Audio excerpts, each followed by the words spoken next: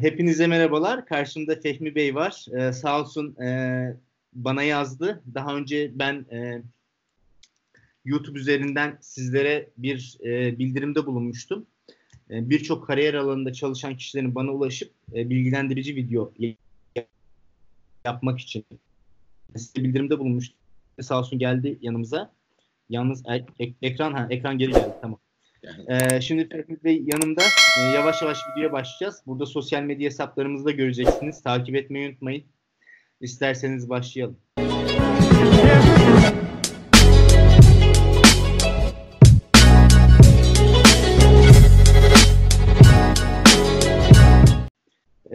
Fehmi Bey, biraz kendinizden bahsedin. Bu serüven nasıl oldu? Neredeydiniz? Ne yaptınız? Ne yapıyorsunuz? Bir başlayın kendinizce. Yani en baştan başlayayım. Ya başlayın. Nasıl geldiniz? Nereden çıktı? Ne yapıyorsunuz? Bir öyle kısaca bir anlatabilirsiniz. Tabii ki. Polonya'ya yaklaşık bir sene biraz aşkın süre önce geldim. Yani 2019'un yılbaşına doğru, son bitişine doğru gelmiştim. Bir Polonyalı bir kızla tanıştım New Jersey'de. Kalpler bir oldu. Yani 4 sene önce tanışmıştım ta. Kalpler bir oldu. Gittik geldik. Polonya'ya gittim geldim o sırada. O Türkiye'ye gitti geldi. Amerika'ya gitti geldik. O sırada Amerika'da yaşıyordum. Sonra dedim güzel. Polonya'da tatlı huzurlu bir hayat var. Güzel gelişen bir ülke. Kafama da yattı. İşte gönüller de bir olunca bir gelecek, bir sakin, huzurlu bir hayat kurma derdine girdim. Ama dediğim gibi işte daha önce diplomam olmadığı için, herhangi bir kariyerim falan olmadığı için sadece hani buraya hani evlilik üzerinden geldim. Ama yasal olduktan sonra bir şekilde çalışır, işimi bulurum falan diyordum. Yani birçok ülkede sıfırdan iş bulduğum için o özgüven vardı içimde. Hı hı. O şekilde atladık geldik. Anladım. Şu an ben de merak ediyorum Amerika'dan neden geldiniz? Demek ki Polonyalı eşiniz var. O daha çok etkili oldu. Evet. Anladığım kadarıyla Amerika'dan normalde herkes Amerika'ya gitmeyi hedefler ama siz buraya gelmişsiniz. Demek ki burada huzuru bulmuşsunuz.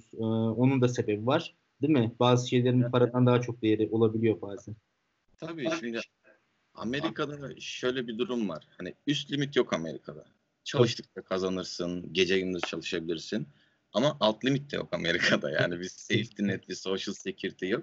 Yani 2-3 sene kaldım orada işte Amerika'da. Toplam süre boyunca git geller çıktığım zaman. Hasta olduğum zaman korkuyordum. Hastaneye gidemiyorsun.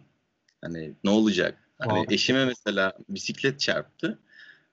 O zamanlar o work and travel yapıyordu ilk tanıştığımızda. Korktu nereye gideceğini, nasıl ambulans arayacağını, ambulans orası para vereceğini. Sonra ev sahibi dedi manyak mısın işte araba çarpmış sana hani kafanın bir yere vurmuşsun bir sıkıntı falan olabilir. Ev sahibi hemen çağırdı, ambulans çağırdı. Ambulans $4.000 para istedi. Çok şükür ki Allah'tan hani arabaya çarpana kesildi bütün fatura işte tazminat falan dedi ama yani böyle bir şey olmasa yolda yürürken düştün kafana kaldırıma vurdun. Geçmiş olsun yani. Kesinlikle. Yani benim de bir tane tecrübem vardı belki diyeyim. Ben de bazen iş görüşmelerine gidiyorum. Amerika'da bir şirket yani ortalama 5 Florida'daydı. King of Prussia diye küçük bir şehri o eyalette. Yani verdikleri para 5-6 bin dolar ama Florida'da ev kiraları $3.500 en düşük. Yani bir de üstüne sigortaya falan geldiğinde diyor ki insan ne kadar hani Polonya'da olmak bazen daha iyi çünkü sigortan oluyor. Hani ev daha ucuz yaşam. Yani şimdi hiçbir korkum yok. Yok hastaneye gidecekmişim. Yok dişim kırılmış yani. kesinlikle. Benim abim de Amerika'da yaşıyor. Orada evli vatandaş yani bir tane o. Benim o kağıt küreğim de çok yoktu o zamanlar ilk gittiğimde. Ya dişinde sıkıntı var. Türkiye'ye geliyor yaptırıyor. Böyle daha ucuz. Uçak biletini alıp orada yapmak daha kaliteli de Türkiye'deki doktorlar. Evet. Yani özele gidersin de en iyisini yaptırırsın. Amerika'da yaptıracağın öyle saçma bir şey var. Şimdi burada kafam rahat. Yok midem varmış, yok hasta olmuşum yani sağlık raporu alacağım falan. Gidiyorum alıyorum yani hiç öyle. Siz büyük ihtimal kurumsal şirkette çalıştığınız için zaten özel sigorta da veriyorlardır ayrıca. Aylık bir zloty'ye özel sigorta. Yani, evet. randevu alıyorsun telefondan böyle bir güzel yok yani. Peki siz buraya geldiniz. Sonra dediğiniz gibi diplomanız yoktu. Nasıl bu IT serüveni başladı? Şu an okuyor musunuz? Ne yapıyorsunuz? Biraz bu Polonya'dan bahsedin. Tabii ki anlatayım. Şimdi biliyorsunuz yani 2020'de yaşıyoruz. Bilgi çağı, internetten öğrenilmeyecek, yapılmayacak her şey yok. Yani yemek yapmadan tutun ki çocuk büyütmeye kadar her şeyin en detaylı yöntemiyle yeteri kadar araştırırsanız bulabiliyorsunuz. Ben de buraya ilk geldiğimde yani gelmeden önce zaten kafamda vardı IT'ye girmek, işte programlamayı öğrenmeye çalışıyorum. Nedir, ne değildir. İşte bu hacking, networking, işte infrastructure, altyapı teknolojini öğrenmeye çalışıyorum. Ee, Buraya ilk geldiğimde de işte Karta Pobito'yu beklerken bir 6-7 ay yani evlilik süreci, başvuru, şu bu derken 6-7 ay, 8 ay hatta yani herhangi bir yasal olarak çalışmaya hakkım yok. Ben de işte yani bir kebapçıya ya da bir Uber'e falan girip çalışırken böyle bir yandan da bir şey kovalayayım diye düşünüyordum. O sırada Uber Eats'i yapıyordum işte bir ek gelir olsun çünkü evde otur otur sıkılıyorsun bir yandan. Kesinlikle. Ee, Onu yaparken işte bu sertifikalara denk geldim. Bu CCNA olsun, Fortinet sertifikaları, Cisco sertifikaları. Bir sürü sertifika var.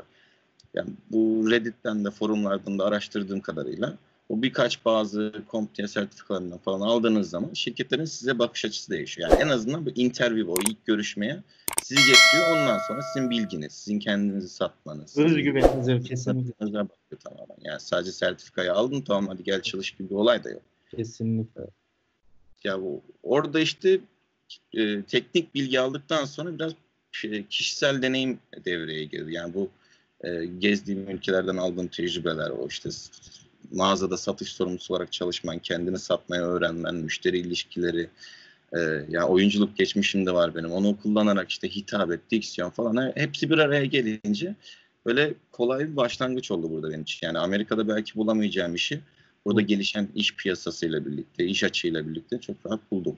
Peki burada okuyor musunuz şu an aynı anda?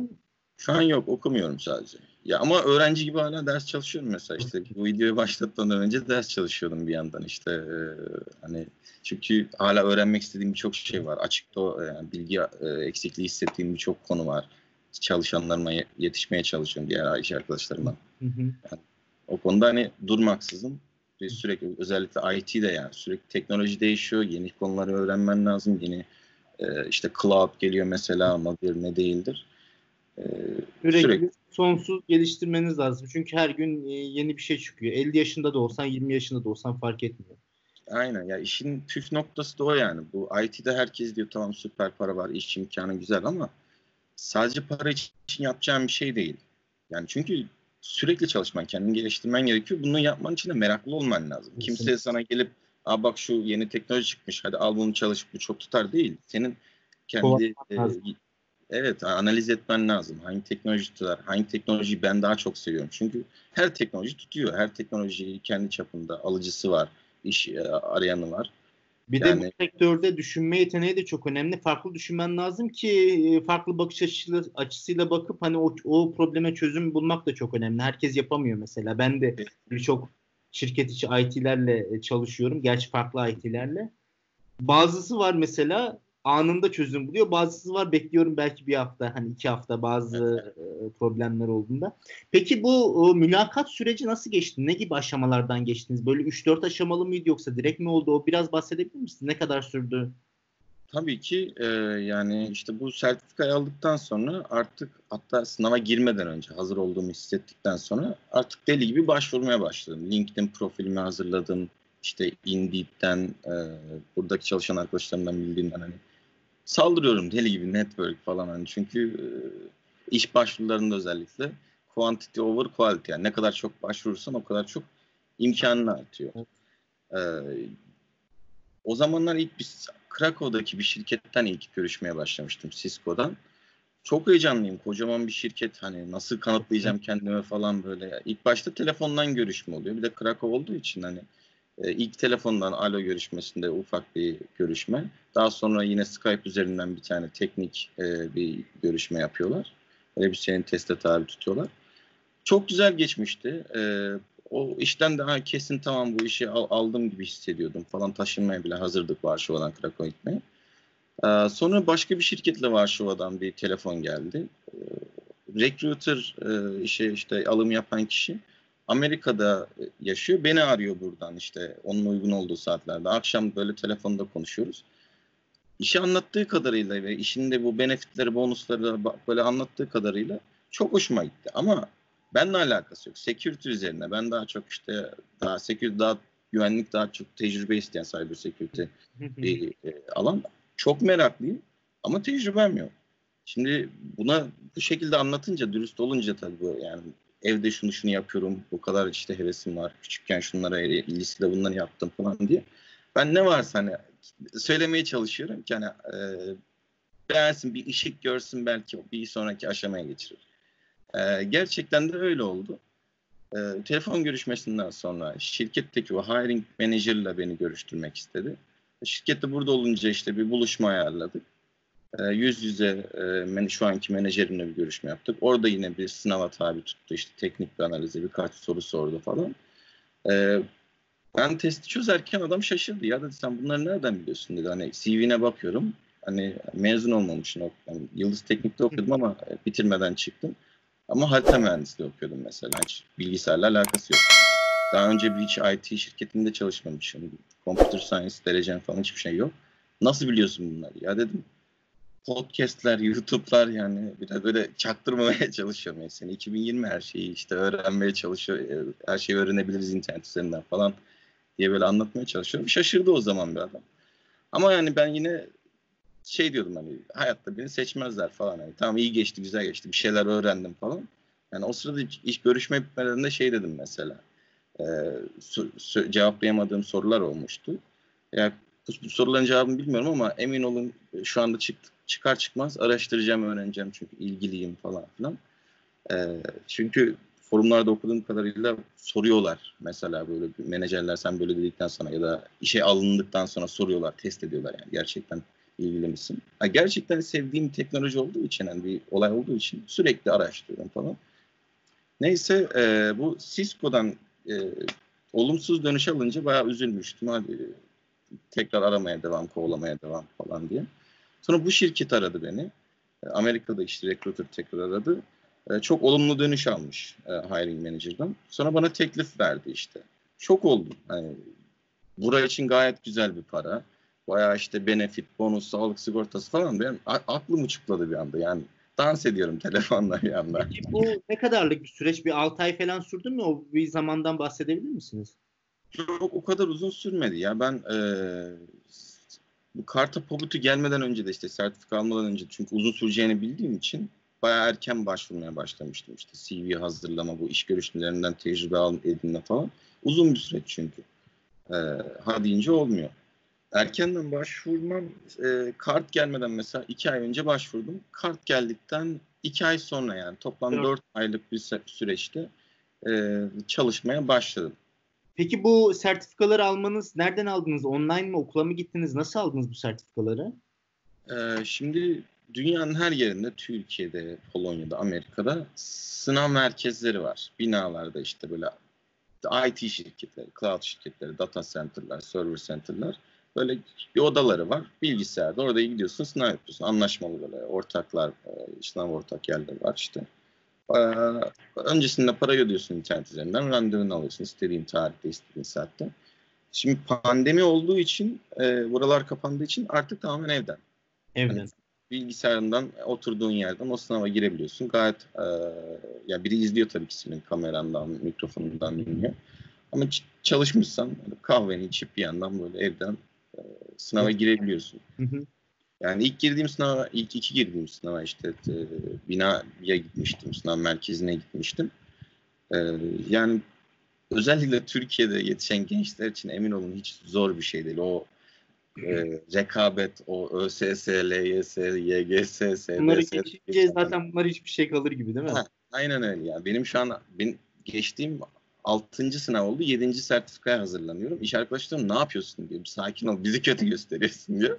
Ya diyorum hani Türkiye'de biz at gibi çalışıyorduk yani. Bu dershanelerden, şeylerden, öğretmenlerden, test kitapları böyle. Soru çözme yöntemi geliştirmişiz artık hani. Pat pat pat testlerden böyle. bir teknik oluşturduğumuz için Helal olsun. kolay geliyor buradaki sınavlar yani. Bir de herkese yönelik olduğu için bu şimdi Evet. özellikle giriş sertifikaları yani her yaştan insana hitap etmek zorunda. Tamam İngilizceniz çok iyi olması lazım. Ama biraz İngilizce kitap okuyorsanız zaten o teknik bilginiz de varsa çok rahat bir şekilde geçebiliyorsunuz sınava. Kesinlikle. Peki eğer özel değilse biraz şirketin verdiği imkanlardan, avanslardan, maaşlardan bahsedebilir misiniz ortalama? Tabii ki sorun değil. Hani bu bilgilerin paylaşılması gerektiğini düşünüyorum. Hı hı. Şirketler çok sevmez çünkü Biliyorum. Hı hı. bir şey olmasın diye, bargaining leverage olmasın diye işçiler birbirini bunu kullanarak gaza getirmesin diye en azından. Ama ben Kesinlikle. paylaşılması gerektiğini düşünüyorum. İlk teklif aldığımda işte yıllık teklif verdiler. Fehmi Bey, sesiniz kısıldı. Bir daha söyler misiniz? İnternet gitti bir kısa süreliğine. Olabilir, Heh. olabilir. İşte bu çalışanların maaşlarını konuşması, paylaşması gerektiğini söylüyordum. Çünkü bir fiyat araştırması yaparken özellikle görüşmelere giderken bunun bilgisi çok önemli. Görüşmelerde soruyorlar ne istiyorsun, ne kadar istiyorsun Evet. ya da şu an ne kadar yapıyorsun falan diye. Ben o zamanlar hiçbir piyasa bilmediğim için videolardan gördüğüm, öğrendiğim şeylere göre kesinlikle bir rakam söylemiyordum. Hani hatta ben soruyordum. Çünkü sen yönlendirebiliyorsun görüşmeyi bir yerde. Hı hı. İşte şirketin bütçesi ne bu pozisyon için? Benim şu anda aklımda bir rakam yok ama şirketin bana değerimi vereceğine eminim gibi böyle güzel cümleler kurarak bilgiyi sen alıp onun üzerine atlarsan pazarlık bile yapabiliyorsun. E, Ben bu şekilde işte ilk recruiter'a kesinlikle bir fiyat vermedim. Hiring manager'la görüştüğümde işte şu anki menajerimle görüştüğümde o bana bir aralık verdi. Ben de bu aralık benim için uygundur dedim. Sonra tekrar bana bir telefon geldiğinde o aralığın en üstüne yakın rakam verdiler. İşte yıllık 88 bin zloty'ye denk geliyor da. Hı hı. Aylık 7.300 mü oluyor? Yani Hı hı. 25 yaşının altında olduğum için de vergi de az verdiğim için gayet güzel bir rakam kalıyor. Ve bu ilk IT işim. Yani hiçbir tecrübem olmadan yaptığım bir iş. Üzerine her geçtiğim sınav için şirket sınavın ücretini ödüyor. Çünkü sınavlar 300-400 dolar pahalı olabiliyor bazen kişiye göre. Bir de üzerine 500 dolar bonus veriyor geçtiğim her sınav için. Ee, Yani doları buraya çevirince zaten tatlı bir conversion oluyor. Bu sınav dediğimiz yani kendiniz kişisel gelişim için sertifikalar mı? Sertifika programları gibi bir şey mi? Sertifikalarından bahsedeyim işte. Bu Cisco'nun, Amazon'un mesela Cloud mesela aşırı popüler. Hiç şu anda hiç diploması olmayan bir insan bu Amazon'un Cloud sertifikaları var. Çok basitten başlıyor. Gerçekten sana neyin ne olduğunu öğreten, sıfır teknik programlama bilgisi bilmeden e, Cloud Practitioner diye bir sertifika var. Giriş sertifikası. Sadece buna çalışarak cüzde bir şey var, sınav ücreti var. Sadece buna çalışarak sen gireceğin işe ben bakın Amazon'dan biraz tecrübem var. Böyle bir şey bile biliyorum diye bir giriş yapabiliyorsun. Bir sonraki sertifika da kendi başına çalışabilirsin. O sana artık proje yapmayı öğretiyor. Biraz kodlamayı öğretiyor. Yani bu şekilde sadece kendi bir rutinini oluşturarak, kendi ritmini oluşturarak kendini geliştirebiliyorsun. Ve işin en güzel yanı hangi teknolojiyi seviyorsan, hangi şirketi seviyorsan, hangi şirkete ilgin varsa bu konuda kendini direkt geliştirebiliyorsun. Tamam, maaştan bahset. Peki herhangi bir başka sigorta benefitler falan var mı? Onlardan bahsedebilir misiniz? Tabii ki bu sigorta, ZUS, SGK mı oluyor bizdeki? Onu veriyorlar. Üzerine bir de işte Allianz'dan özel sigorta imkanı sunuyor aylık. Bir zloty kendin istiyorsan, eşine de istiyorsan aylık 40-45 zloty mi öyle bir şey. Aynen. Hı hı. Aileyi genişlettikçe böyle ufak cüzi rakamlarla artıyor bu miktar. Onun dışında işte şirkette şey var, sınırsız çay, kahve, soft kola, işte içecekler falan var. Ama şu an kapalı olduğu için ne yazık ki. İyi ki. Evet. Şirkette işte laptop verdiler mesela. Çok şaşırmıştım ben. Hani laptop, sırt çantası falan verdiler. İlk gittiğimde böyle işte kontrat imzaladığımda böyle çanta verdiler bana elime. Baktım, dedim bu ne? İşte senin bu. Nasıl yani, böyle laptopa bakıyorum. Benim mi? Gerçek böyle Sezerci'ye bağladım. Çip tip gerçek mi abi? Yine mi bunlar abi falan diye böyle. Çok şaşırmıştım yani, alışık olmadığım için. Anladım. Gerçekten çok şanslısınız ve yemin ediyorum bir başarı hikayesi diyebilirim. Yani eminim birçok genç de örnek alacaktır sizi.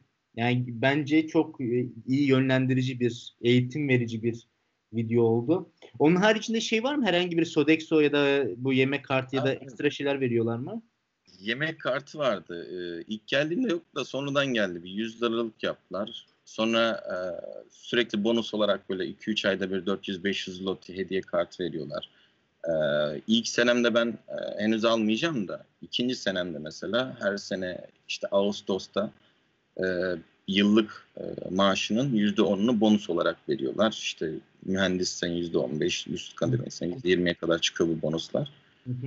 Ee, Yani maddi olarak Polonya standartlarına göre tatmin eden ücretler gerçekten bunlar, hani baktığınız zaman. Bir de işte en güzel kısmı, yani bir kariyerin başındasın. Yani en başından beri güzel para alıyorsun. Diğer arkadaşlardan işte 7-8 senede çalışan, şirkette çalışan arkadaşlarım var. Normalde IT kariyeri Hı için, hı. endüstrisi için çok uzun bir süre bu. Hani ben şaşırmıştım başta. Normalde şirket değiştirdikçe ekstra maaş alırsın. %30, %20 maaşın etkiler. Ben şaşırmıştım yani. Bu kadar mı seviyorsunuz güzel, güzel şirket falan diye. Yani şu an yeni yeni anlamaya başladım. Özellikle işi öğrenince. Abi iş çok rahat. Arkadaşların çok güzel. Güveniyorsun. Sorduğun bir soru olunca bayağı yardım ediyorlar. Menajerin En önemlisi o arkadaş takım çalışması destek yoksa çok iyi gitmiyor eğer destek olmazsa hele başında değil mi? evet evet, yani tamam, herkes IT, herkes böyle biraz nerd, inek havasında, biraz asosyal, özellikle Polonyalılarda o işte bu bariyeri kırmak zor oluyor başta. Evet, evet. Ama işte 7 ay sonunda bayağı hepsiyle çok yakın oldum. Evlerine gidip geldiğim var. İşte arada buluşuyoruz, toplanıyoruz, geceler yapıyoruz, içiyoruz. İşte haftaya mesela halı sahamız var. Bugün işte öğleden sonra halı sahamız var. Ya böyle ortamlar kurulması güzel şeyler. Yani Kesinlikle. 7 aydır çalışıyorsunuz herhalde anladığım kadarıyla yoksa efendim? 7 aydır çalışıyorsunuz. Evet, bu Ocak'ta girdim ya işte. Anladım, Evet. anladım. Vallahi süper. Peki son olarak şey sorayım. Burada hani acı tatlı anlarınız olabilir. Keşke yapmak istemeseydim veya bu sizin gibi bu sektöre başlayacak kişilere verebileceğiniz bir tavsiyeler var mı böyle kısaca? Yani keşke daha önce bu çalışmaya başlasaydım. İşte 26 yaşıma gireceğim. 24'ün sonlarına doğru işte bu IT'ye girmeye başladım. Hani merakım vardı ama hep şey diyordum. İşte ya bu okula gidenler var, diploması olanlar var. Ne? Bunlar dururken beni niye alsınlar ki? Benim katabileceğim ne var ki diye. Hiç alakası yok. Yani bunun hiç alakası yok. Sen gerçekten kendi başına öğrenerek, yani şimdi zaten insanlarla tanışmaya da başlıyorum artık. Hiç okumamış, hatta lise terk insanların sadece kendini geliştirerek, kendini çabalayarak çok büyük yerlere gelenler var. İşte Var. Amerika'daki insanlarla konuşmaya falan başladım. Ya bu bayağı bir ufkunu açıyor, yani diyorsun. Ya okula gidenler de aslında bazen ben bir şey öğrenmedim ki. Her şeyi kendim çalışarak öğrendim diyor. Yani ben okula gitmediğim için bilmiyordum ama okula gidiyor bunlar. Bunların kesin garanti işte diplomayı aldıktan Evet. sonra işleri var. Ben hayatta bunlarla kapışamam, rekabet olamaz falan. Tabii ki illaki okul bir şey katıyordur. Vizyon, network katıyordur ama bilgiyi yine sen kendin alıyorsun. O projeyi yaparak öğreniyorsun. Ya ben Kesin. bu projeleri evde de yapabilirim. Yani o yüzlerce sayfa var Reddit'te, GitHub'da. Şu Kesinlikle. projeleri yaparak kendini şunu da geliştirebilirsin, şu projeyi yaparak. Kesinlikle. Yani Çünkü büyük bir iş. mülakatı geçmenin en anahtar şeyi aslında tek diploma değil. Kendi dediğiniz gibi kendinizi nasıl satabildiniz ve o özgüveni nasıl gösterdiniz. İstediğiniz kadar 5 üniversite bitirin. O özgüven yoksa kendinizi satamıyorsanız giremezsiniz yani almayacaklar. Kişisel Aynen o öyle. intiba çok önemli. Aynen öyle. Dediğiniz gibi. Fehmi Bey çok teşekkür ediyorum. Cidden çok aydınlatıcı bilgiler verdiniz.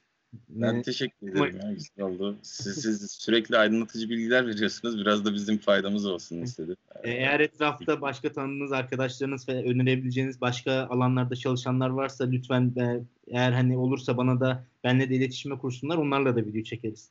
Çok sevinirim eğer hani imkanınız olursa. Olur. Çok teşekkür ediyorum Fehmi Bey ve ayrıca tüm soruları cevapladığınız için. Onun haricinde herhangi bir sorun olursa YouTube'da yorum atabilirsiniz. Gerçi Fehmi Bey çok fazla sosyal hesaplar kullanmıyor ama eğer izni olursa ne bileyim Facebook veya herhangi bir şey kullanıyorsanız buraya koyarız. Eğer hani böyle meraklı kişiler varsa belki sizlerle iletişime geçerler. Belki e, soruları falan hani çok fazla kışkırtmamak, çok fazla şey yapmayın. Bombardıman yapmayın da ama genel olarak hani eğer hani sizin de izniniz olursa buraya sosyal medya hesabınızı da koyarım. Onlar da kişiler de sizlerle iletişime geçerler. Çok teşekkür ediyorum izlediğiniz için. Size de çok sağ olun Fehmi Bey. Sonraki videolarda görüşürüz. Hoşça kalın. Görüşürüz.